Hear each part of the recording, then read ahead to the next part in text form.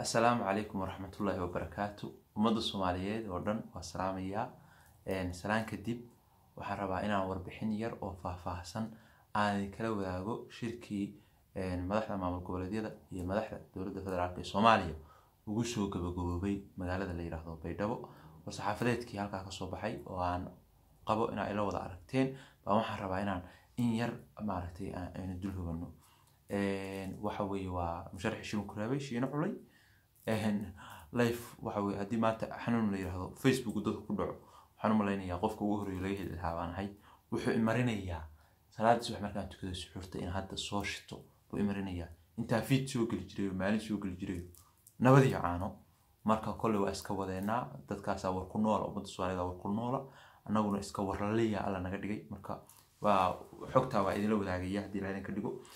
horta madaxda Soomaalidu waxay isugu yimaadeen baydhabo saa ka warqabtaan waxa aniga ay ila muuqataa shirkaas inuu ahaa shiraa inaba caadi ahayn fiican waxa ogsoontiin madaxda maamulka goboleedyada iyo dawladda dhexe inuu muddooyinkan dambe u jiray khilaaf gaar ahaan arrinta siyaasadda arrimaha dibadda qaabeynteeda iyo qaabka dawladdu ay ka yeelayso oo la macaamilayso xiisadda ka aloosan khaliijka arrimahaas baa maxaan ku raahdaa urgufta khaliijka labada dhinac kala fogeysay oo qolo garab ka saartay sidaan ka warqabnay marka iyadoo sida loo kala aragti duwan yahay iyadoo sida khilaafkaasi jiro iyadoo maxaan ku raahdaayay madaxweynaha Axmed Madoobe oo Jubbaland iyo madaxweynaha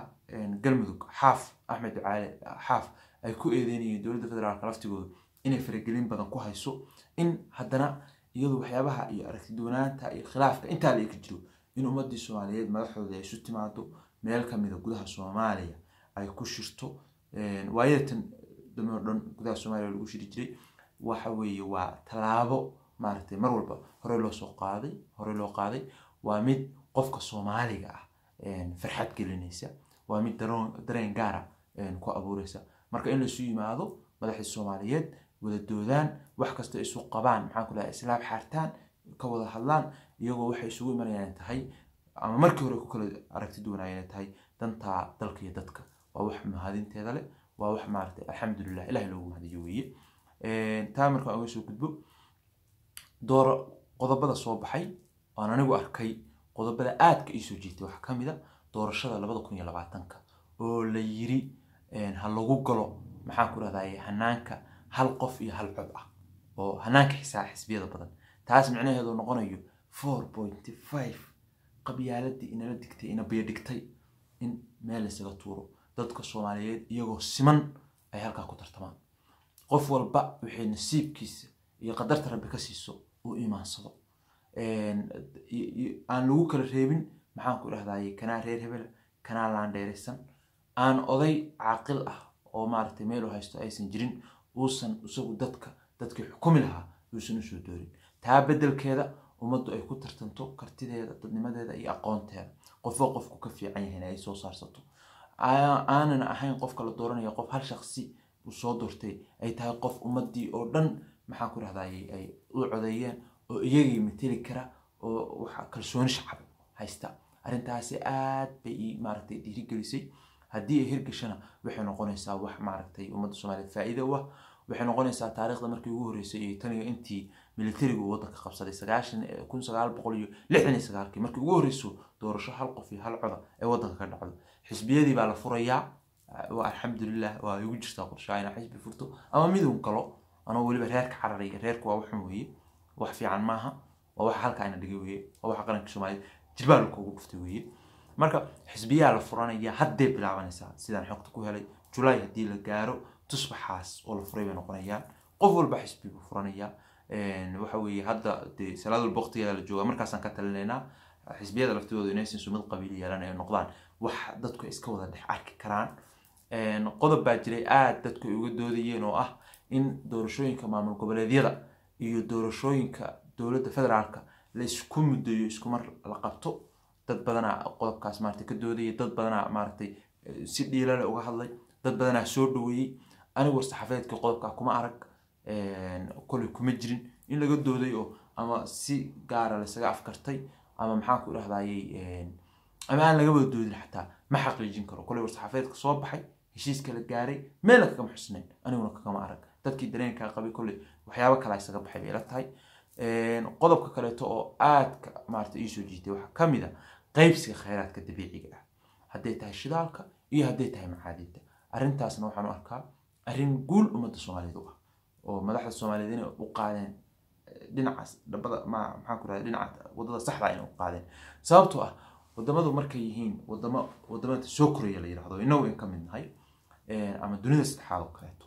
marka kheyraad jiro waxa jira wadamo waaweyn oo kheyraadka kugu soo hunguriyeynaya kugu soo damaaciyay waxa jira shirkadaha soo saaraya oo iyaga laftigoodu waxa weeye waxyaabo dhibaatooyin badan hore u geystay oo qaarkood xataa inqilaabiye sameeyeen oo qaarkood xataa dadkii wadanka lahaa isku hubeeyeen oo isku direen taariikh madow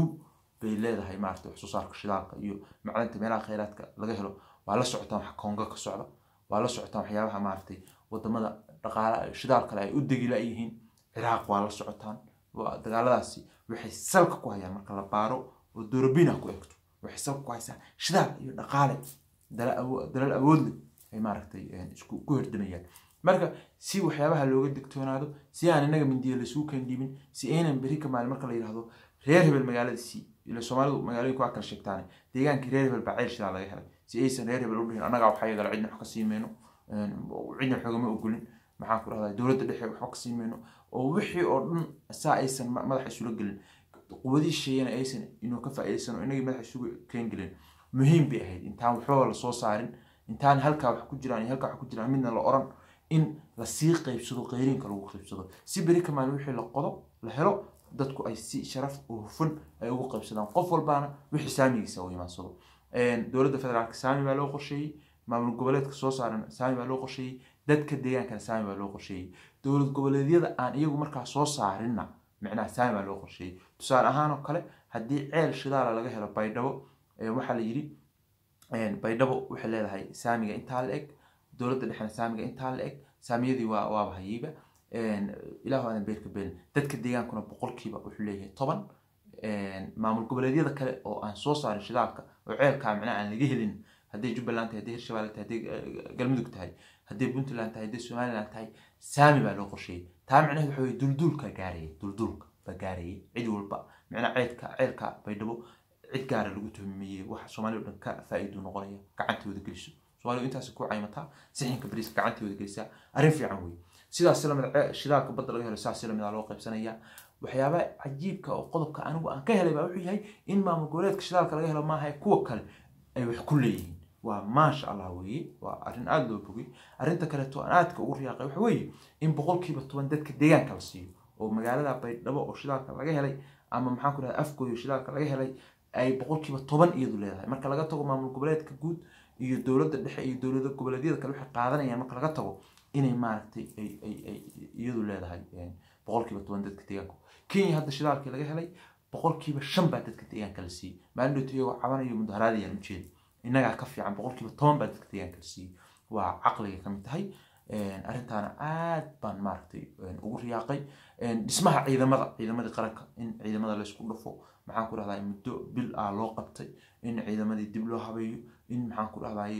ciidamo macnaha dadka Soomaaliyeed oo dhan iska wada arki karaan dad xulid ku jiraan arrintaasina arrin muhiimadeeda la weeye dalkan hadaan ciidan qaran helin waxa weeye isaguna dhexdiisana ammaanka la heli maayo dadka deriska la caalamkuna ka awoodi ka haystaan meesha waa ka maqnaanaysaa marka damba inuu ku jirto ciidanka qaranka inaga ku kala badbaadayna ka sharciga inoo ilaaliyo buu noqonayaa kan xuduudaheena maxaan ku raahdaa iyo cadawga banaanka ah ina ka eega buu noqonayaa marka ciidanka qaranka faa'iido weyn ku jirta argagixisada wadankeena waxa weeye unug kasta ka gashay oo laga saari laayahay oo Afrikaan oo dhan iyo dunida oo dhan isugu timi oo hadba maalin walba dadka dhibaateynaya waxaan uga adkaan karnaa waa inagu ciidan inaga aan leenahay samaysano arrintaana waa bogaadinaya qorshahaas waa qorshe aad u fiican biyo kama dhibcaana aan laga hadli karin biyo sacbadaada looga dhigtaa al-shabaab iyo argagixisada cidda inay ka jibin kartaa inay ka dhicin kartaa waxa weeye waa wiilasheena weey iyaga guriga galaan iyo ceela galaan ba iyaga uga dabageli kara maaha nimanka Afrikaanka wadanka joogo ina biilanaya maaha oo lacagta iyo danaha dhaqaaleena ku qaba maaha waxa kale oo cadawga badaheeni hadda ciidamada u sameysanayo Ethiopia ka mid tahay waxyaabaha aanu ku jabin karno in kaga haybisan karaan inagu aan dagaal bahalkaysan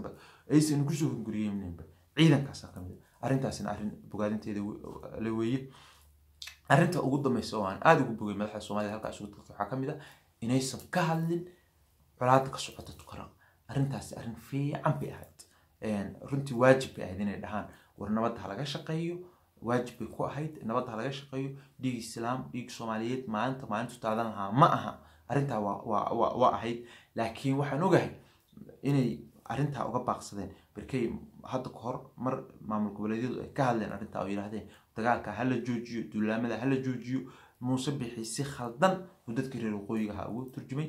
taas oo kala geysay ummadii Soomaaliyeed si kala geysay cunfi iyo maartay nacayb si kala abuurtay marka hadii maanta dawladda federaalka isagoo awal ku eedeynay dagaalkaas ku jirta ee war-saxaafadeed ka soo saari lahayd dadkii Hargeysa jooga walaalaheena ha buu si khaldan ugu turjumay dadka shacabka dhibanayaasha waxa weeye xugmo xaajo waa dilaa balayiri iyagoo xugmooga haduu warka khaldan u geeyo arrin khaldan ahaan lahayd marka dadkan Ilaahay kala qabujiyo inaan war-saxaafadeedka lagu soo darin iyadoo laga walwalsan yahay ninka Muuse inuu dadka macnaha si khaldan u isticmaalo sidii maalinta hore dhacdeen wax wanaagsan bay ahayd marka guud ahaan shirkaasi guul buu ku soo dhamaaday wax ummadda Soomaaliyeed danteeda ah ka soo baxday dawladda federaalkuna waxay haysaa wada fiican in la wada shaqeeyo oo maamul goboleedyadii iyo dawladda federaalka ay shaqeeyaan wax fiican weeye xiisadii khaliijka oo waayada inaga laftigeena faraha kullu ku haysay meesha qodobada looga hadlay anu kuma arkin siyaasadda arrimaha dibadda asalba waxa iskala dawladda federaalka iyada dastuurku xaq u siiyay iyada waajibkeeda tahay maamul goboleed meel kama soo galo iyalkada in wixii danaa sidee xiga loo xigta kana u nabad galaan in wixii danta oo dadka la isku wado oo dawladdu ay la tashato oo wax ka weydiiso oo dintiin xagee ku jirta tiraahdo wax meesh ku jirto way laakiin islaama soo hadal qaadin waxay ila tahay dantii Soomaaliyeed baa dayacantaasa uga muhiimsanaatay tan khaliijka niman Carbeed oo shidaalka dhargay oo iska waxa weeye dollar guriga uga buuxo inay isku mashquulino inagoo gurigeeni u gubanayo waxa weeye waa wax istaahila ma ahayn marka ummadda Soomaaliyeed guul baa meesha ka dhacdaan leeyahay madaxda Soomaaliyeedna waa bogaadinaya halka warka kala socoteen waa shiino culay waxa weeye waa mashruuc shukriye weeye barteeda Facebook barteeda YouTube waxa weeye ma aha live ma aha kan waa midaan soo duubo soo dhigay iyo maxaa ku dhaxlaayay idaacadeeda faaqidaad oo aan iska shitay faaqidaad.com website-keena waa kala socotaan wassalaamu calaykum warahmatullaahi wabarakaatuh